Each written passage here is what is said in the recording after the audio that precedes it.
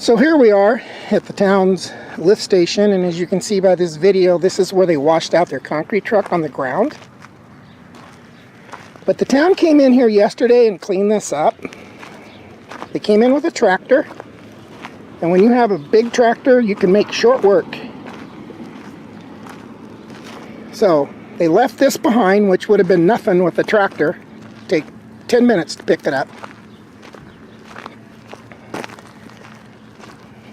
It only took them 2 days after I posted my video to clean this up. Well, at least to make an attempt at cleaning it up. You look right here, you can see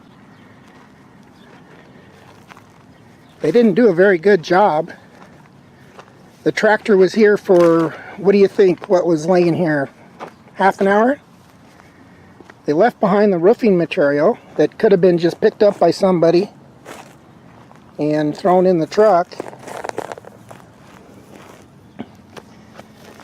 So I got a feeling this is going to be it. This is the best you're going to get. But here's the best part. Do you remember the bucket of oil and the shopping cart and the there was some wood, some lumber? Okay. Well, you can see they did a poor job doing the cleanup, but the best part of it is, and just stay with me here, they picked up the bucket of oil, they picked up the wood, they put it all in the shopping cart, and then they pushed it off onto somebody else's property. Here it all is, right here. So I guess the theory is if it's on somebody else's property, we're not responsible. This is exactly why you cannot allow the town of Apple Valley to own a water company. Not only did they take toxic waste, lumber, this sheet metal right here, which is a safety issue for kids and stuff, and they just put it on somebody else's property. So now the person that owns the property that they pushed it off on is responsible for it. It's kind of like them throwing the weeds that I filmed into the street. It's kind of like the videos that we got coming up of the town dumping dirt on private property. They have no regard whatsoever for private property. And a good example of that is the Liberty Utilities lot cutting, water turning on over at the golf course. You'll hear me say over and over that the town will fix their mistakes, as Barbara Stanton calls them. And I said they'll just write a check and you'll never know. Well, now the public knows. And her excuse that, oh, well, we made a mistake. Well, you can't make mistakes when it comes to water companies. It comes down to health issues. And what they did, miscommunication. Is this miscommunication, Frank? Is this act right here miscommunication? No, this starts at the top. And it starts at the top and the attitude goes to the bottom.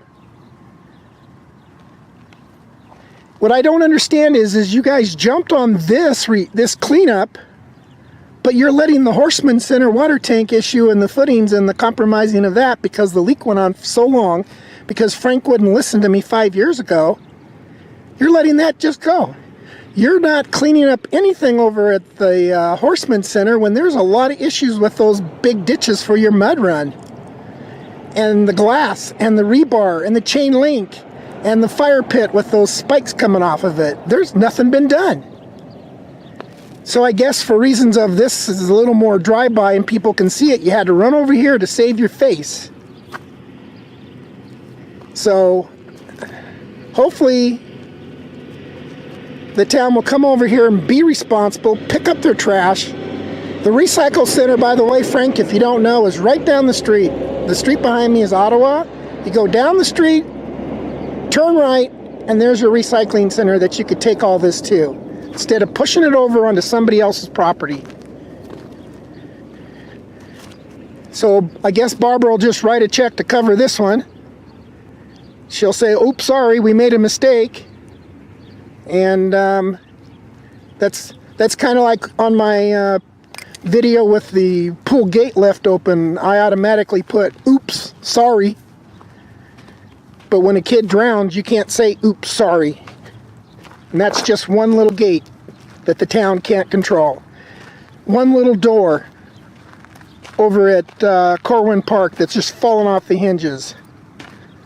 A few doors over at Brewster Park where you just paint over the rust.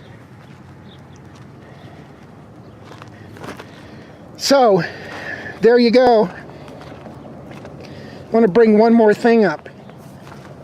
Is the town of Apple Valley going to deal with this setback requirements right here, or are they just going to cover it up?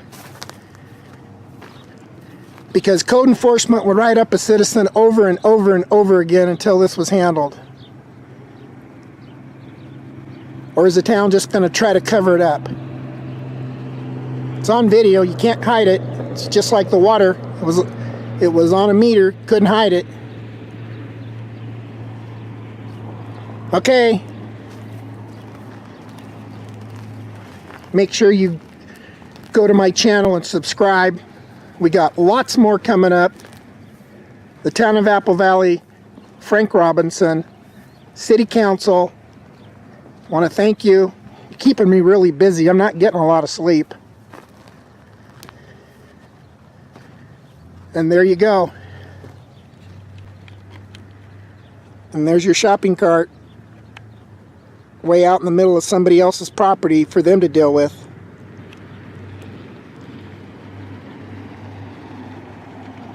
Town of Apple Valley, a better way of life.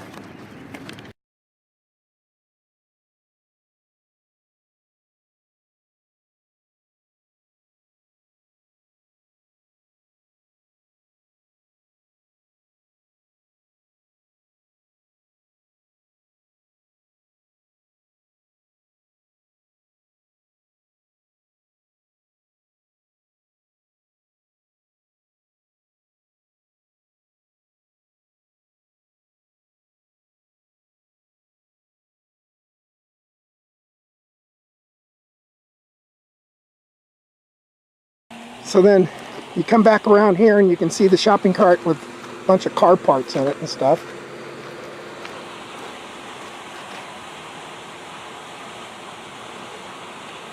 They washed out the concrete truck.